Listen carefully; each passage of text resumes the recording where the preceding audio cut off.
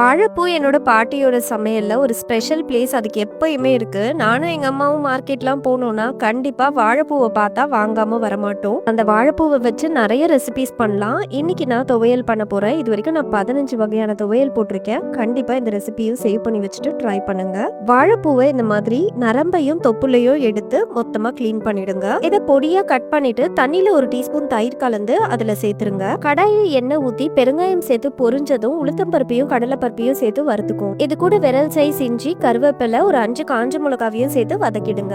ஒரு சின்ன lemon size புளி, கை நிறைய கொத்தமல்லி, ஒரு 1/4 கப் அளவுக்கு தேங்காவையும் சேர்த்து நல்லா வதக்கி விட்டுருங்க. இப்ப எண்ணெயெல்லாம் இருத்துட்டு இதை ஒரு பிளேட்ல டிரான்ஸ்ஃபர் பண்ணிக்கோங்க. இப்ப நம்ம கிளீன் பண்ணி வச்சிருக்க வாழைப்பூவை சேர்த்து நல்லா வதக்கி எடுத்துக்கோங்க. இது ஒரு 5 நிமிஷத்துலயே நல்லா வதங்கி வந்துடும். இப்ப இது எல்லாம் நல்லா ஆறுனதும் உப்பு சேர்த்து மைய அரைச்சு எடுத்துக்கோங்க. இப்ப பேன்ல கடுகு, உளுந்து, கருவேப்பிலை, துவையிலையும் சேர்த்து மிக்ஸ் பண்ணிட்டு சர்வ் பண்ணுங்க. அட்டகாசமா இருக்கும். என்ஜாய் பண்ணுங்க.